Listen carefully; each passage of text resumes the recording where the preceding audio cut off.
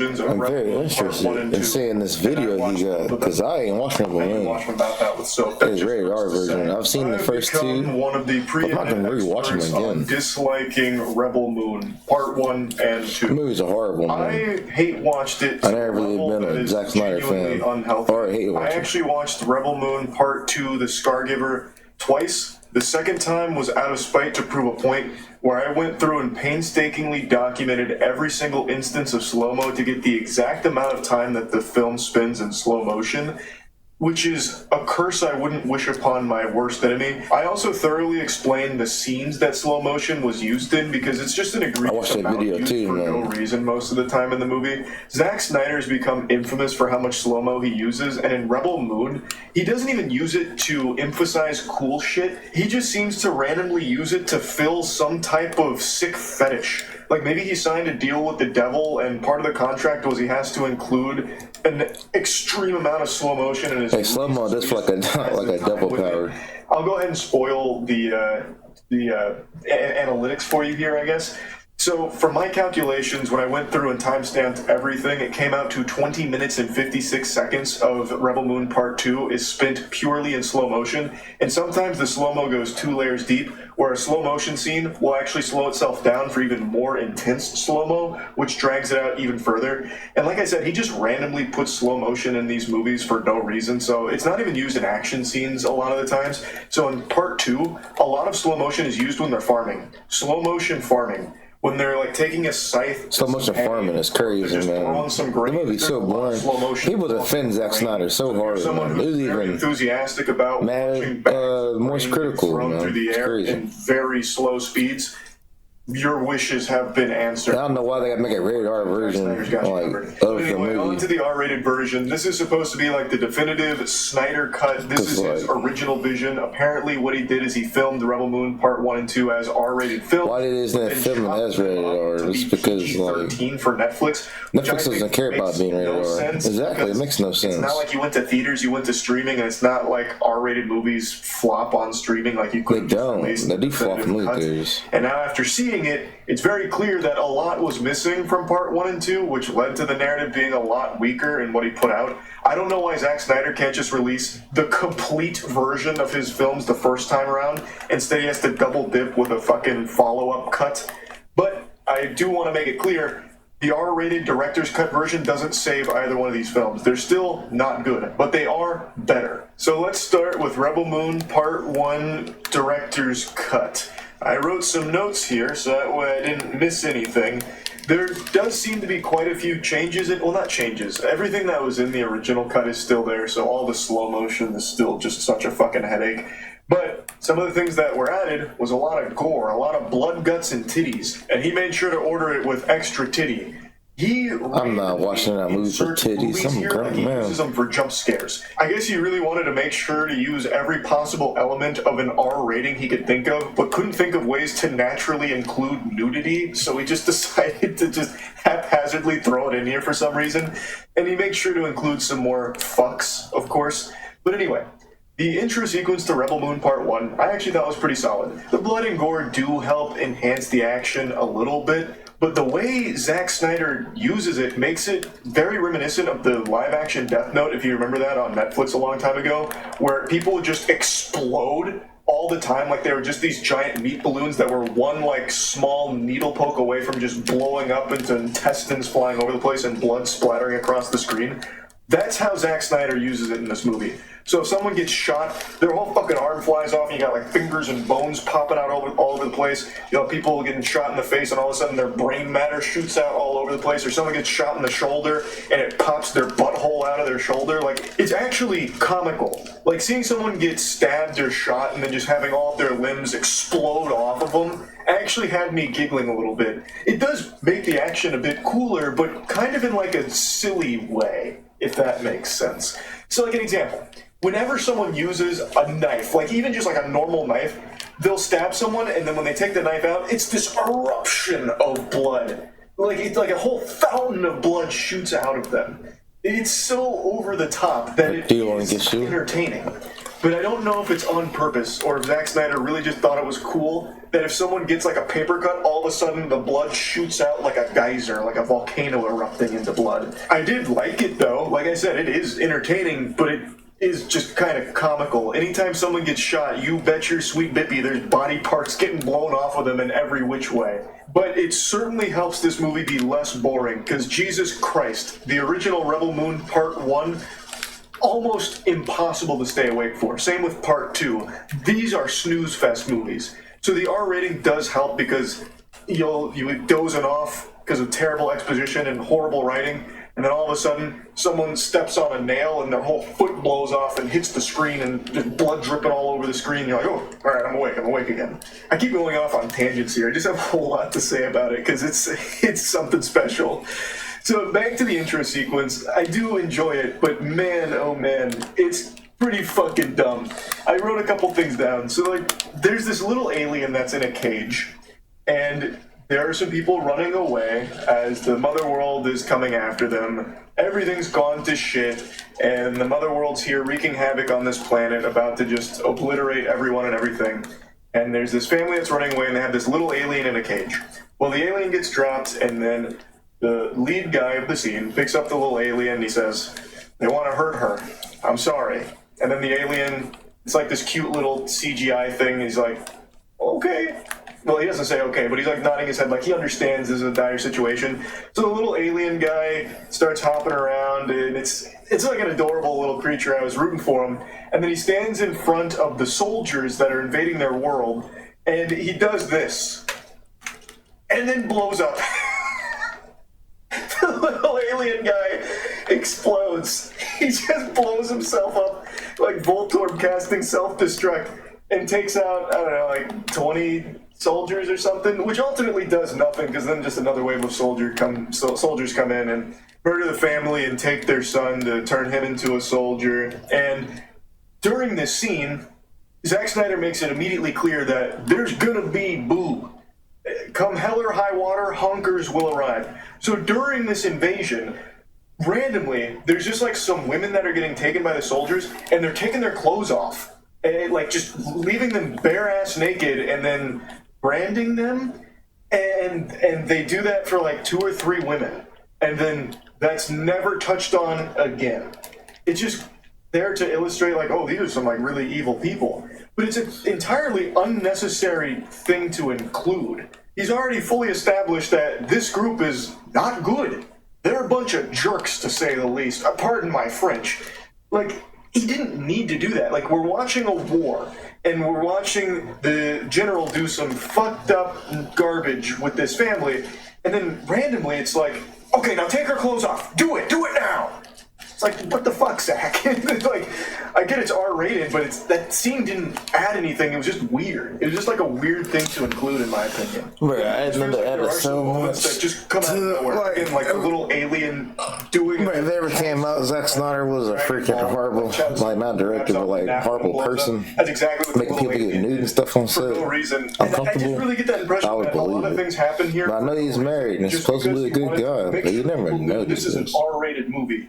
So when we first go to the farm planet, when they're on Velt, the first fucking thing we see here, I wrote this down because I wanted to make sure I got the quotes right. So they're in this village, they're in this hall, and they're talking about the upcoming harvest. And the head of the community says that the optimal way to ensure a successful, good harvest is everyone going and having sex. Like, everyone's just super horny. It's like a giant orgy community is like the first impression you get of it. He says verbatim, "Fuck hard tonight. Fuck for the harvest." Those are his exact words.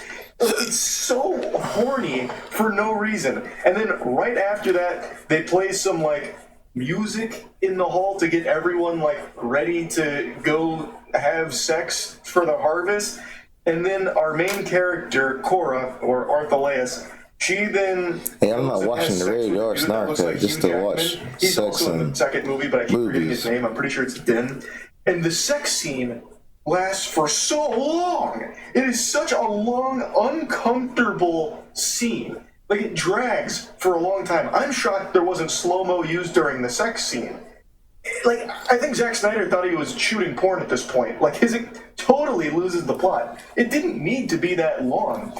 And, you know, it's full nudity and everything, but, like, it doesn't add anything. Like, what?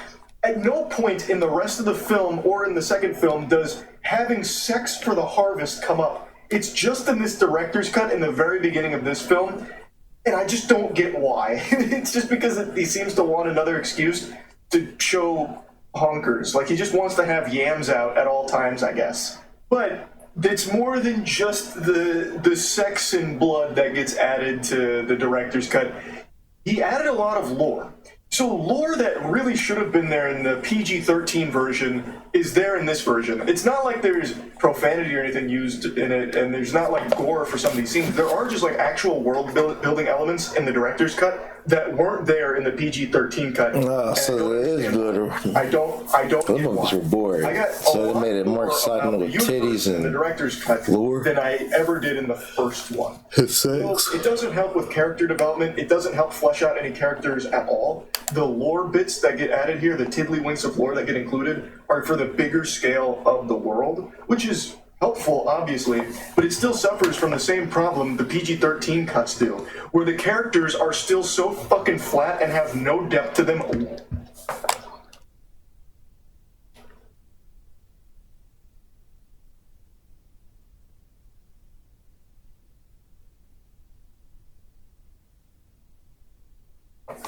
Man, I was kissing on one. Whatsoever. That was not fixed in the director's cut of these movies. And some of those scenes are actually really cool. Like, I've always said, Zack Snyder has some really cool set pieces and cool moments, but he can't write for shit.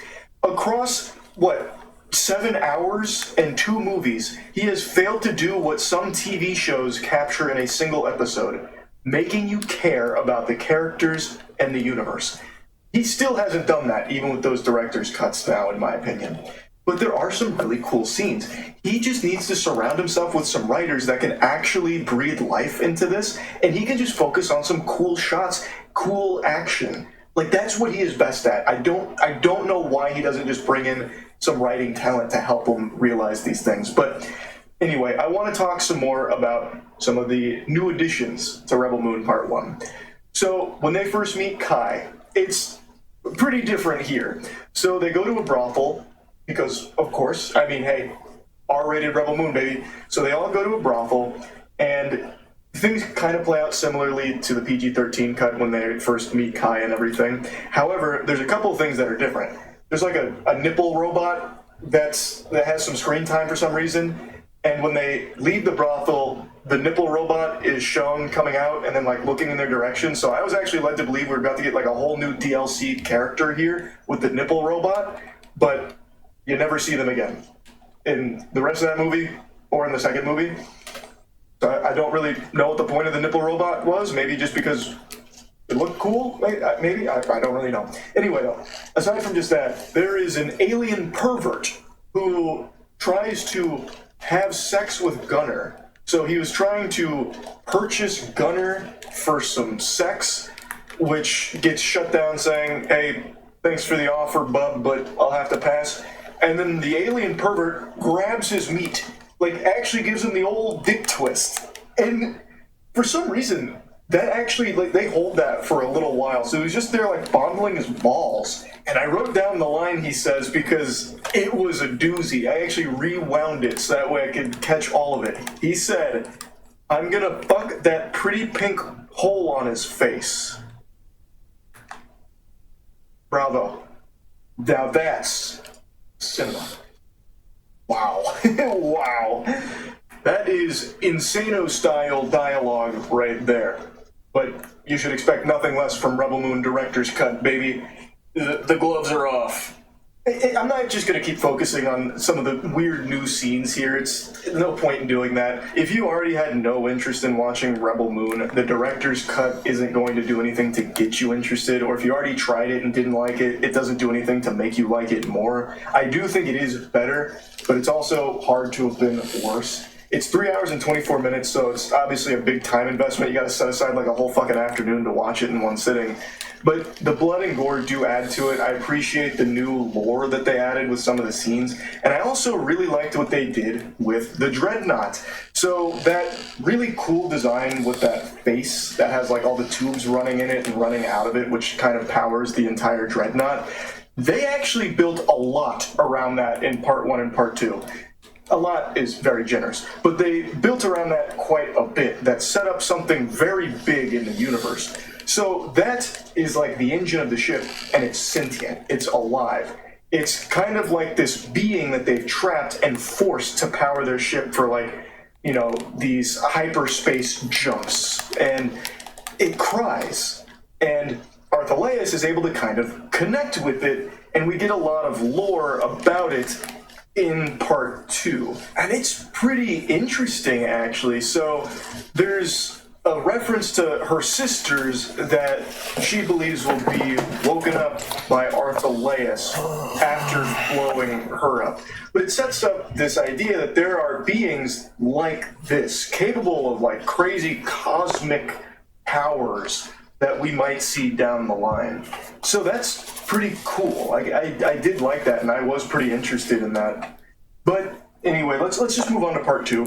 So Part 2, it doesn't actually have a lot different about it.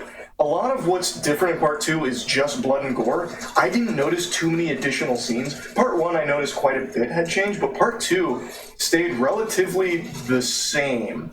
So the only new scenes I noticed were obviously the stuff I was talking about with the ship's engine, and then a couple of sex scenes. So, like, there's another really long sex scene with Arthaleus and Gunner.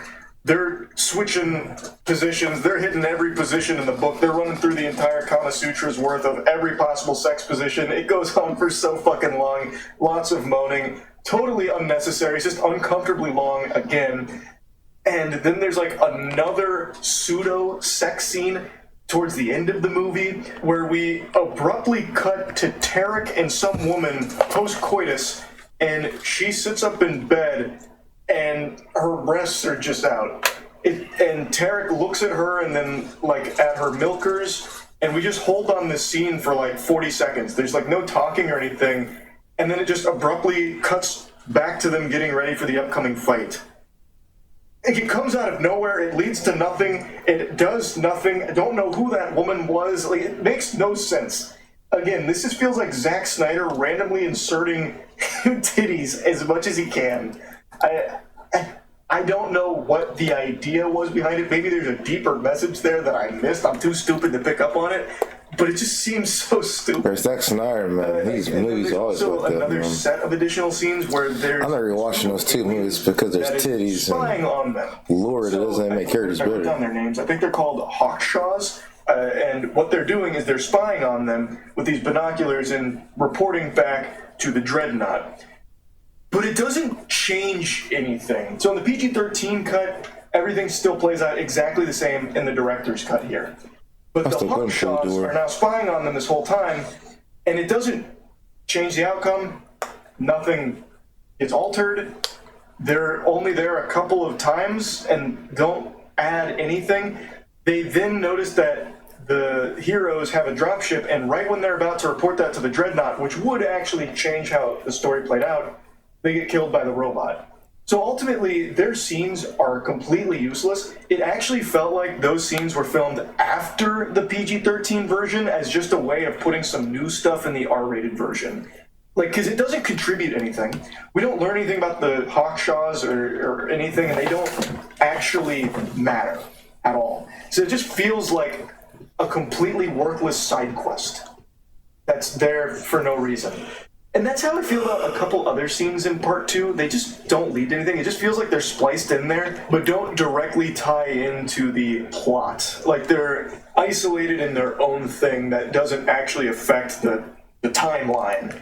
It just, I don't get the point, really. So that was kind of stupid. But that's another new addition to the director's cut. The bulk of the new stuff in Part 2 director's cut is just extended action scenes with more blood and gore, and a couple of additional action scenes. with more blood and gore, which is cool. Like, it helps. It makes the final fight more interesting. That's for damn sure.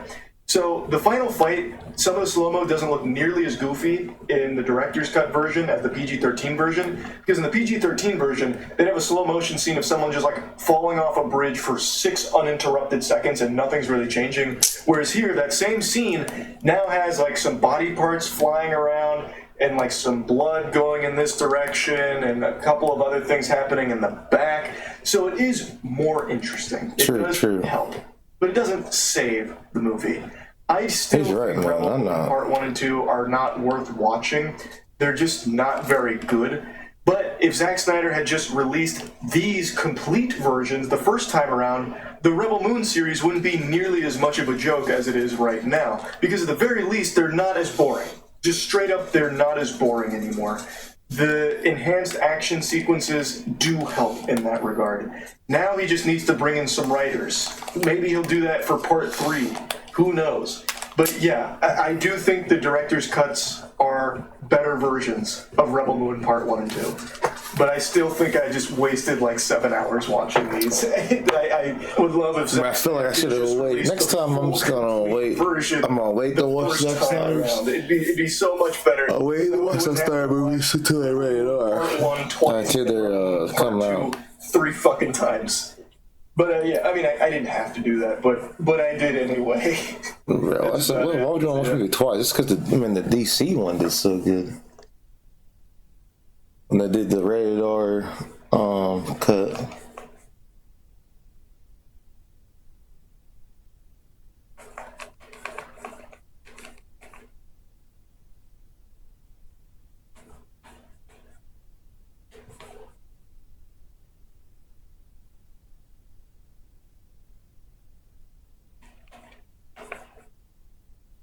Did you know Rick and Morty got an anime? The Rick and Morty anime sucks, man. I want to hear what he has to say about it. I certainly didn't. I didn't hear a peep about this leading up to its release. There was less hype around this than there was for Velma Season 2, it seems. The only reason I even caught wind of this is because a buddy of mine sent me an article talking about like Rick and Morty fans being disappointed with the anime. I thought my friend was just spouting mumbo jumbo. I thought he was back on the Fint again, just eating a full-blown Fint sandwich, talking about a Rick and Morty anime. But it turns out this is a real show, and a lot of people don't seem to like it very much right now.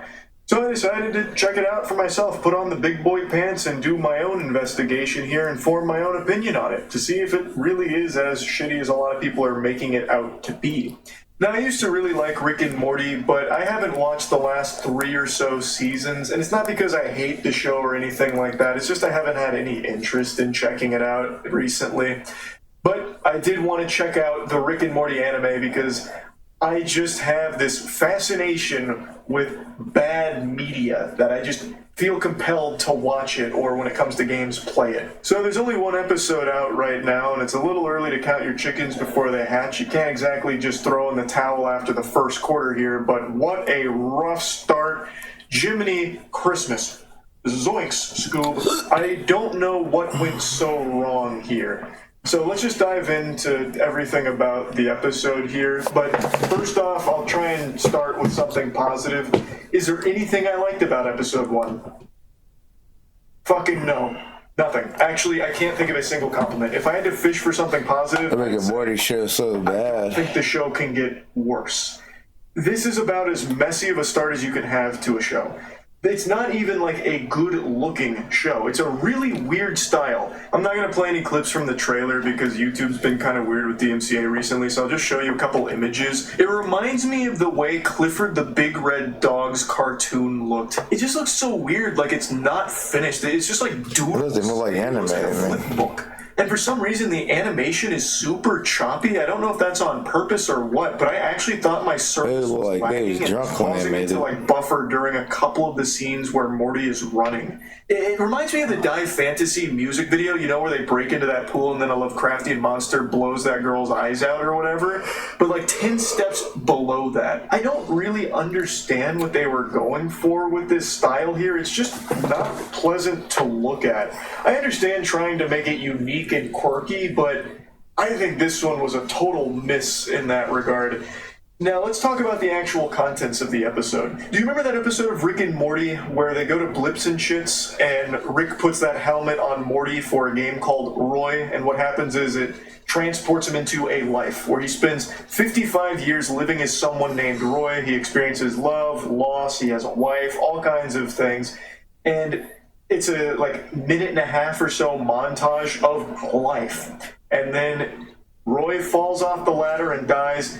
Game over, and that takes Morty out of the game, only for him to realize that those 55 years that he experienced weren't real.